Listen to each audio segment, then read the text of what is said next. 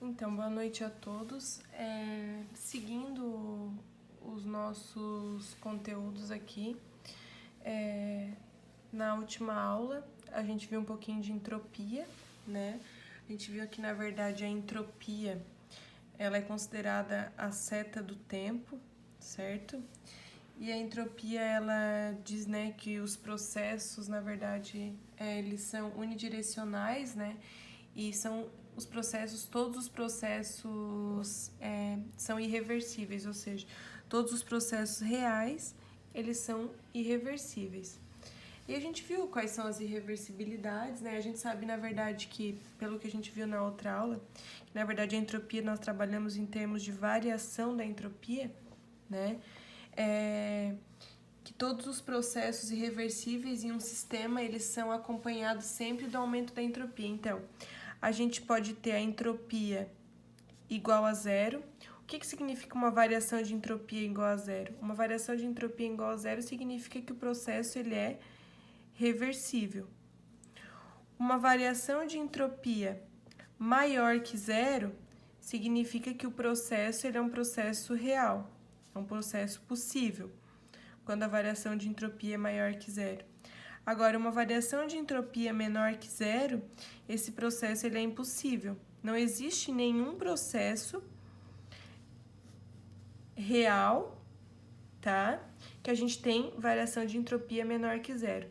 Nem real e não existe, né? Nenhum processo ele é acompanhado pela diminuição da entropia. Todos os processos eles são acompanhados do aumento da entropia. Todos eles a variação de entropia é maior que zero. E se o processo é reversível, como a gente vai ver, que é o ciclo de Carnot, se o processo ele for baseado no ciclo de Carnot, ele tem uma variação de entropia igual a zero. Ou seja, acontece um ciclo e o sistema está exatamente como ele era. E aí nós temos o processo reversível, onde nós conseguimos desprezar todas as irreversibilidades.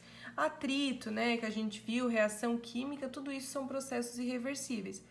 Então, um processo reversível é um processo que ele pode ser revertido sem deixar qualquer vestígio. Isso é um processo reversível, né? Ou seja, o ambiente e o sistema, eles vão ter os estados iniciais e finais depois que acontecer no processo inverso. Mas isso só é possível, né? A gente só tem um processo reversível, tá? Se todo o calor, na verdade, que for cedido por um sistema, ele for produzido trabalho. Ou seja, eu teria um processo que ele seria 100% eficiente. Ou seja, tudo que é fornecido para o ambiente é transformado em calor. Não existem perdas, tá? Mas a gente sabe que não existe nenhum processo com eficiência de 100%, né? Isso aqui eu teria uma eficiência de 100%, só que nós sabemos que não existe. Então, os processos que não são reversíveis são irreversíveis, certo? Então, um processo real, ele é um processo irreversível, tá? Então, o que significa isso? Processos reversíveis, na verdade, eles não ocorrem na natureza, né? Eles são idealizações, esses processos aqui. A gente pode sempre se aproximar, mas a gente não consegue realizar. Então, quando a gente fala um gás ideal, nós partimos, a gente tenta se aproximar da idealização, né? Mas a gente não consegue realizar um processo 100% reversível. Tá, então por que a gente tem que se preocupar com esses processos fictícios, né? Na verdade, que a gente diz. Porque os processos reversíveis e reais são fictícios, né? A gente não consegue ter um processo. Primeiro porque, na verdade, pra gente avaliar um processo reversível, é um processo que ele é mais fácil de analisar, né? A gente consegue facilitar o estudo quando a gente tem um processo reversível. Então, eles são mais fáceis de analisar, porque o sistema ele passa por uma série de estados durante um processo, né? Então, eles servem como modelos, esses processos reversíveis, a gente pode dizer que são modelos idealizados, que é algo que a gente está idealizando, certo? E também, quanto mais próximo a gente estiver de um processo reversível, quanto mais a gente conseguir melhorar o processo, maior vai ser o trabalho, digamos assim. Quanto mais próximo da reversibilidade, maior é a quantidade de calor que eu vou transformar em trabalho, ou seja, mais trabalho a gente vai ter. Então, menor vai ser aquilo que eu vou desprezar através das perdas, tá? Então, quanto melhor o projeto, né, menor vai ser as irreversibilidades e melhor vai ser a eficiência desse processo, tá?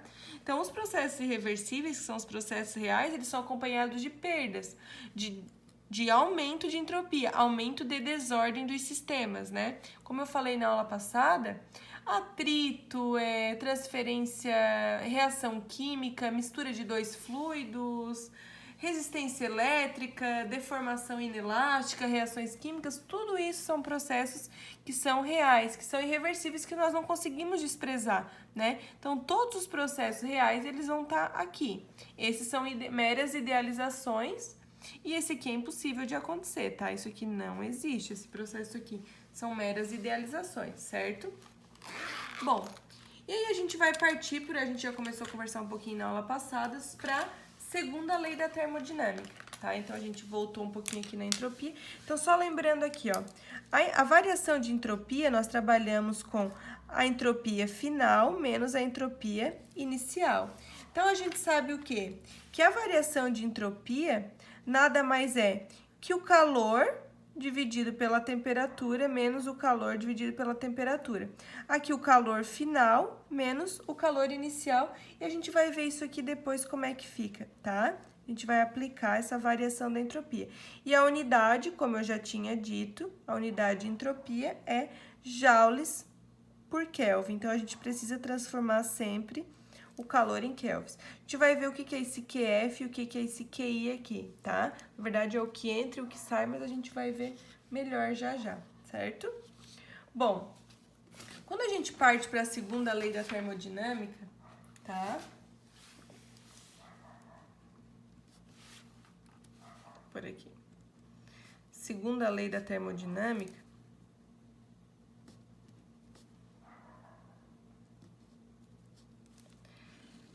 é o seguinte, a gente sabe que espontaneamente o calor ele flui dos corpos quentes, isso a gente já tá vendo desde o começo, né? Para os corpos frios. Isso a gente já sabe que isso aqui ocorre de forma espontânea, né? De forma natural. O calor ele flui dos corpos quentes para os corpos frios.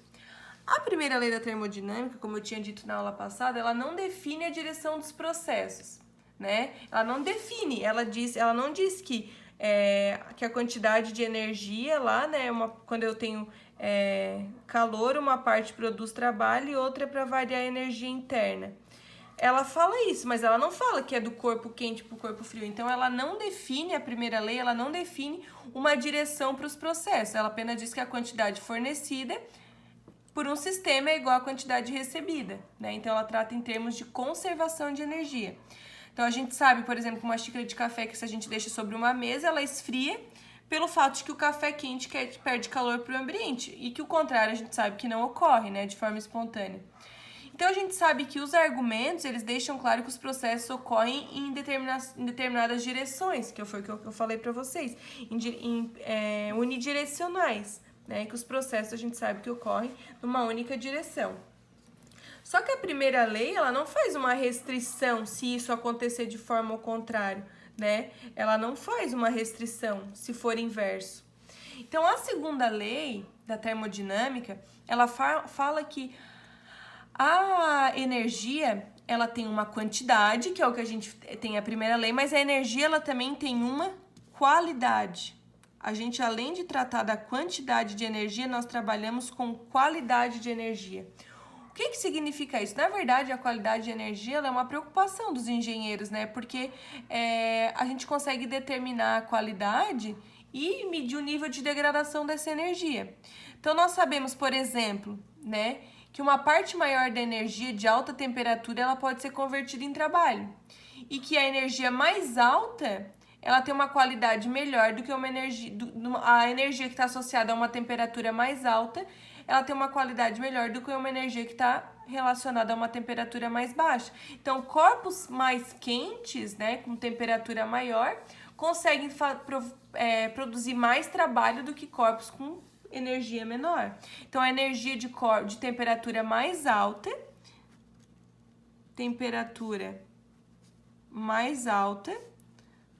tem mais qualidade do que um corpo com energia, com temperatura menos baixa, tá? Então, a gente sabe disso, certo? Bom, e o que que acontece? Para a gente entender que essa temperatura é mais alta e que tem mais qualidade, a gente precisa primeiro entender um conceito que é o que a gente chama de reservatórios térmicos. O que que seria um reservatório térmico? Na verdade, às vezes a gente fala assim, ele pegou energia de um reservatório térmico e tal. Então, o que que acontece? Um reservatório térmico nada mais é, tá? Antes de eu explicar, um corpo hipotético, tá? Quando a gente fala. Na verdade, um reservatório térmico, ele é um corpo hipotético que ele tem uma capacidade de energia térmica relativamente grande. Ou seja, é um corpo, é um sistema onde eu consigo ter uma quantidade de energia grande e que eu consiga tirar calor desse reservatório, tá? Ou seja, um reservatório térmico é um corpo que consegue fornecer ou remover quantidades finitas de calor sem sofrer qualquer variação de temperatura. Então, é um corpo hipotético que pode fornecer ou receber quantidades finitas de calor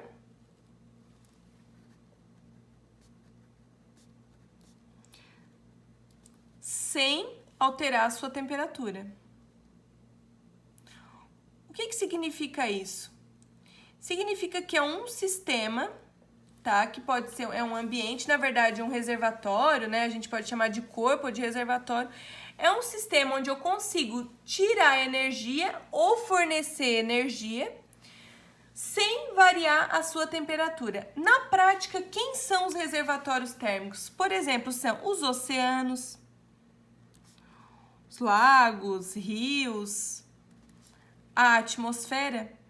Por quê? Imagine, por exemplo, a Tractebel ali. Por que ela precisa ter controle da temperatura dos gases que ela emite? Porque, na verdade, quando ela emite gases, que são as perdas, né, para o ambiente, esses gases, eles não podem alterar a temperatura do ambiente. Ou seja, aqueles gases que estão sendo lançados em Capivari, eles não podem variar a temperatura do ambiente. Quando isso acontece, significa que eu tô tendo um aumento, tô tendo um aquecimento global de forma não natural, porque existe o aquecimento global de forma natural. Então, o que acontece? Por que eu tenho que controlar a temperatura? Porque aquele gás que eu estou emitindo, aquela energia que eu estou jogando para o sistema, que é para a atmosfera, eu não posso variar a temperatura do sistema. Então, eu tenho que controlar numa temperatura que seja exatamente próxima e que consiga diluir sem variar. Porque aí eu posso começar a ter um aquecimento naquela região.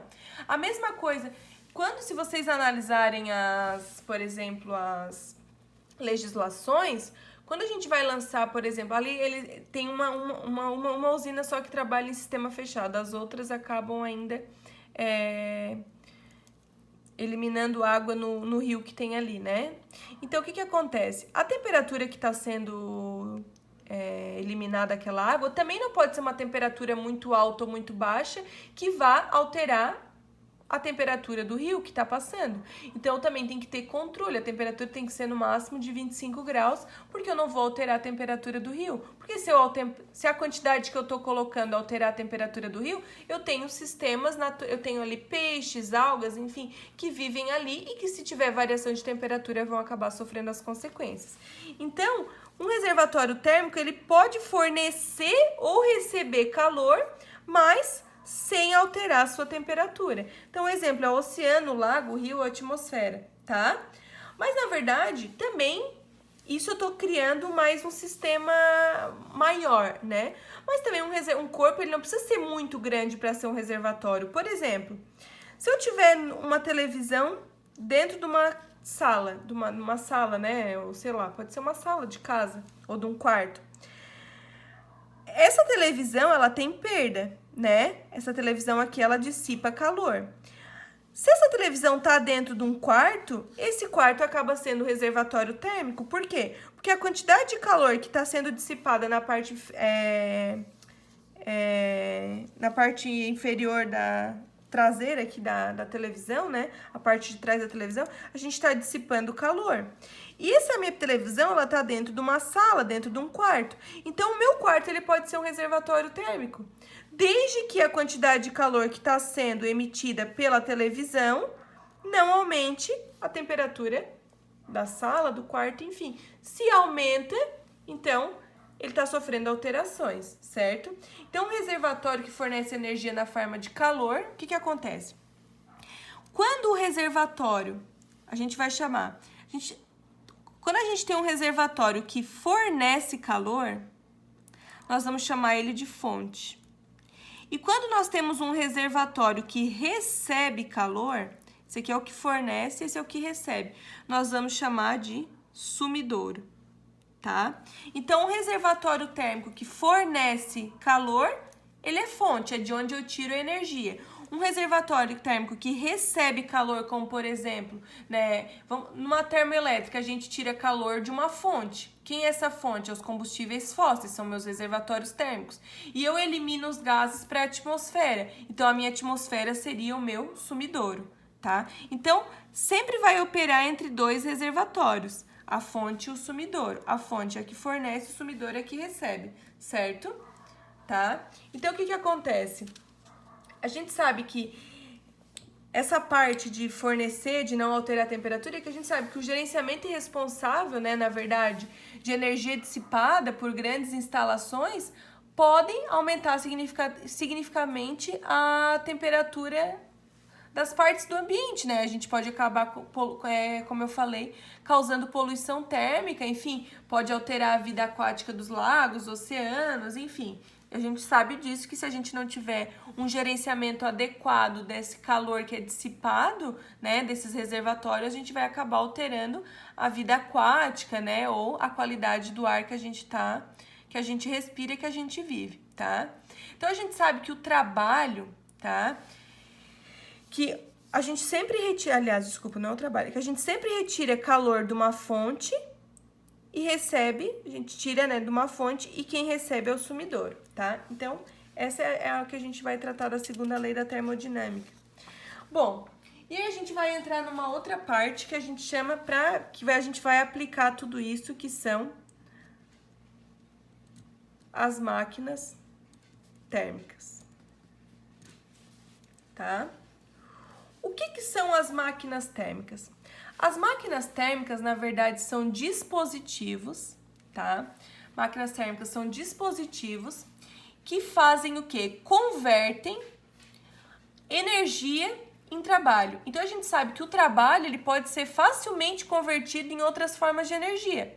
Mas a conversão de outras formas de energia em trabalho não é fácil, né? Não é muito fácil. A gente pode converter trabalho em outras formas de energia, mas outras formas de energia em trabalho, o contrário, não é fácil. Nós sabemos que o trabalho ele pode ser convertido em calor, né? De forma direta, mas a conversão de calor em trabalho, na verdade, precisa de dispositivo especial. Por quê? Para mim transformar calor em trabalho, eu preciso de dispositivos que, na verdade, são as máquinas térmicas, tá? Então, as máquinas térmicas são dispositivos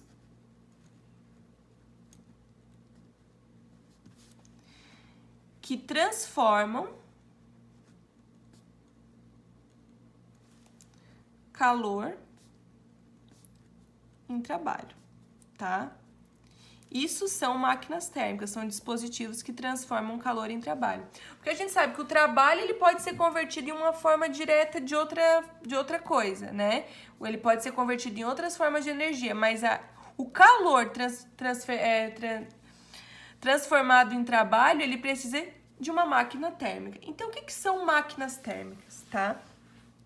Máquinas térmicas, elas têm algumas características para ser considerada uma máquina térmica. Todas as máquinas térmicas, elas recebem calor de uma fonte, tá? E essa fonte, ela é uma fonte de alta temperatura. Quando elas recebem esse calor de uma fonte a alta temperatura, elas convertem parte desse calor em trabalho. Isso é uma característica, tá? Outra característica, elas recebem calor de uma fonte, elas convertem parte em trabalho. Elas acabam rejeitando, tá? Elas rejeitam o restante do calor que elas recebem para um sumidouro. E esse sumidouro, ele precisa estar uma temperatura mais baixa, tá? Em baixa temperatura. E todas as máquinas térmicas, elas operam em ciclo. O que que significa isso esquematizando isso, tá? Todas as máquinas térmicas, elas trabalham entre dois reservatórios, tá? Um reservatório a alta temperatura, que é a fonte, que é de onde elas recebem o calor, e um reservatório a baixa temperatura, que é o sumidouro. Então, todas as máquinas térmicas, elas operam entre dois reservatórios. O que que acontece? Eu tenho uma máquina térmica aqui, tá? Essas máquinas térmicas, elas retiram o calor de uma fonte a alta temperatura. Elas retiram o calor de uma fonte a alta temperatura. Parte desse calor que elas recebem, elas produzem trabalho. E outra parte, elas rejeitam calor para um sumidouro a baixa temperatura, tá? As características: recebem calor de uma fonte alta, converte parte desse calor em trabalho, rejeitam o restante do calor para um sumidouro e elas operam em ciclo. Porém, o que que acontece? Na verdade, esse Q aqui é o Q que entra, certo? Esse aqui é o Q que entra e esse aqui é o calor que sai, tá? Nós temos, e esse aqui é o trabalho que sai, certo? O calor que entra é retirado da fonte alta, o calor que sai ele vai para o sumidouro e esse aqui é o trabalho, certo?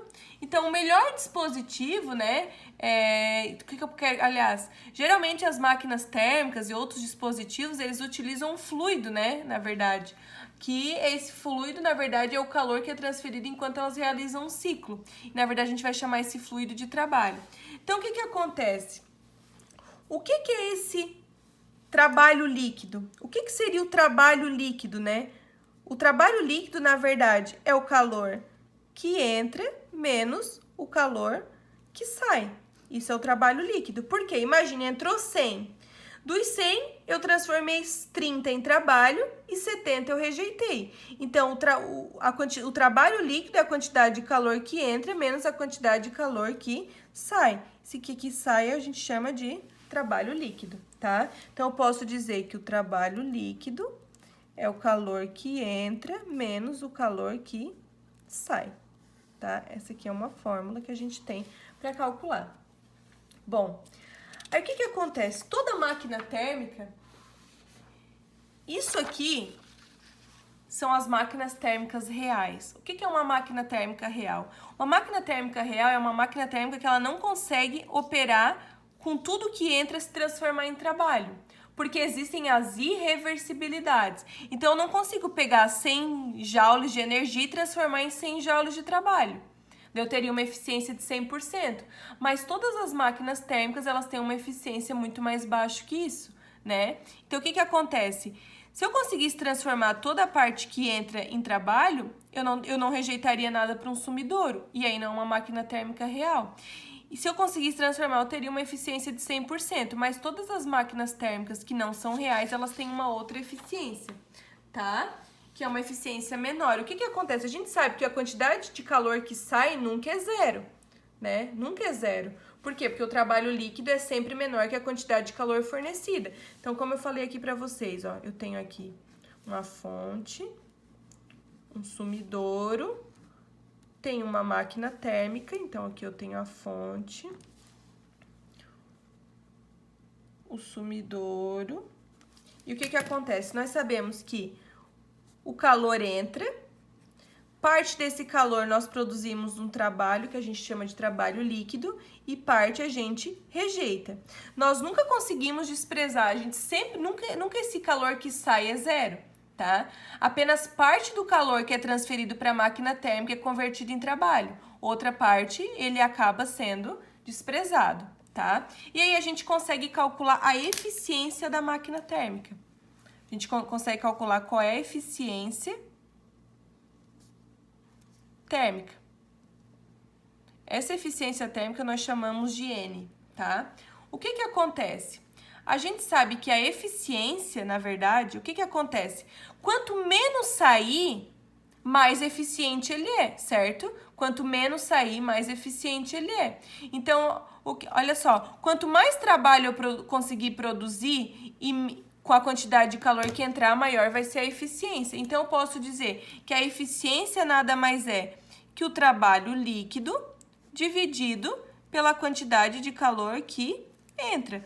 Ou seja, quanto maior a quantidade de trabalho que eu conseguir fazer com o que entra, maior vai ser a eficiência, não é? Então, a gente pode usar aquela fórmula lá, né? O que líquido é o calor que entra menos o calor que sai dividido pelo calor que entra.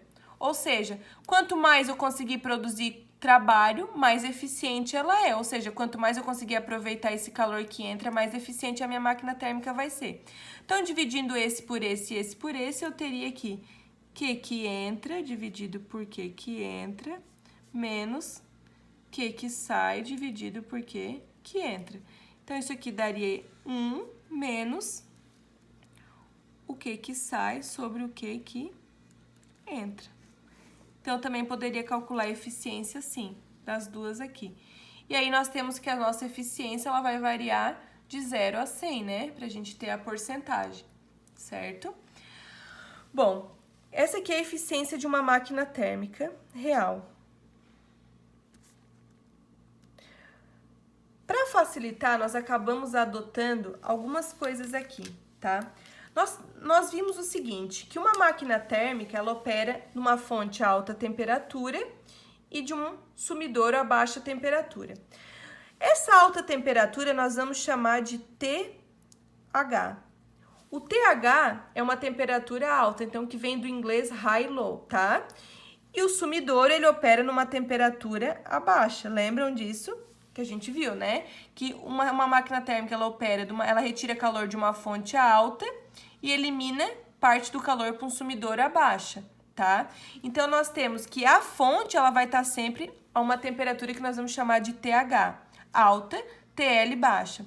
Então, se eu tiro o calor de uma fonte a TH, a gente vai dizer que o que entra é o QH.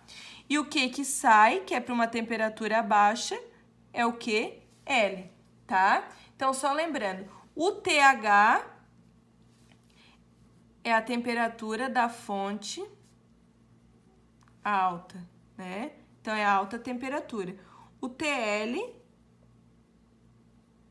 é o sumidouro a baixa temperatura. Então, quando eu falar em TH, a gente está falando na alta temperatura, TL a baixa. QH, na verdade, é o calor que a gente tira do meio a alta temperatura.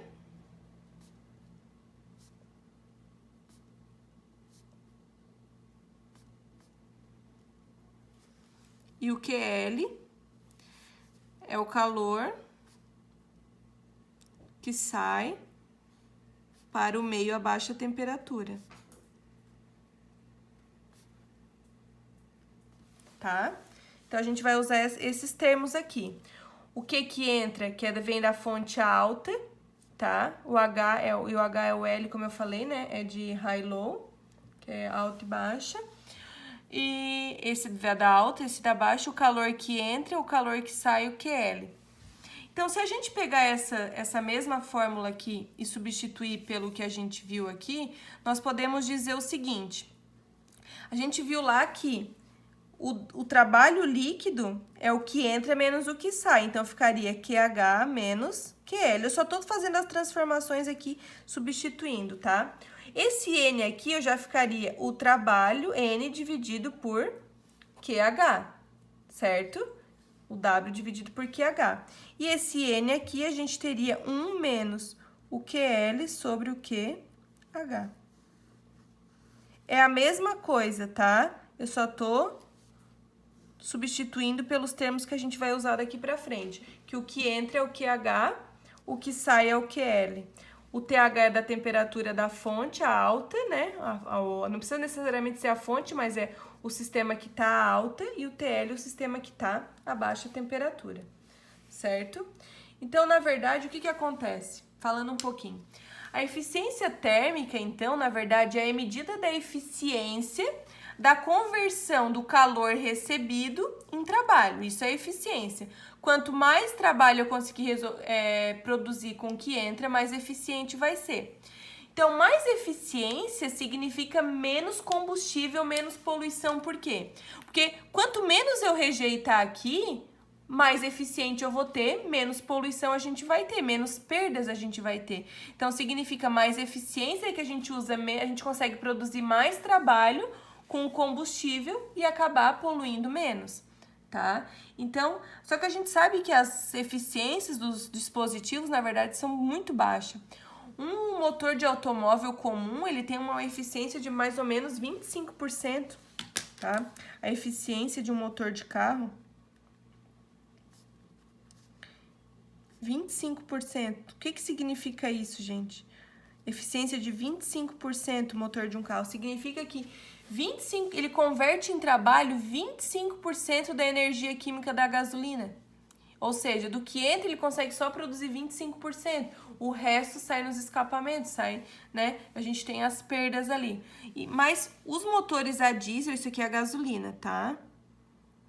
Um motor a diesel, ele pode chegar a 40%, mais ou menos. A gasolina, álcool ali fica em torno disso, e o diesel consegue chegar a 40%, certo? Bom, então terminando isso aqui antes a gente continuar o outro vídeo, é impossível, tá, gente? É impossível qualquer dispositivo que opere em ciclo, né, que é uma máquina térmica, receber calor de um único reservatório e produzir uma quantidade líquida de trabalho. É impossível isso aqui, ó. Esquecer esse reservatório térmico aqui. Eu não consigo nunca ter um trabalho, uma 100% de eficiência. Nenhuma máquina térmica tem 100% de eficiência. Ou seja, eu não consigo produzir trabalho de todo o calor que entra, certo? Então, sempre tem que trabalhar entre 2 reservatórios, sempre. Todas as máquinas térmicas trabalham entre 2 reservatórios. Eu vou continuar no próximo vídeo.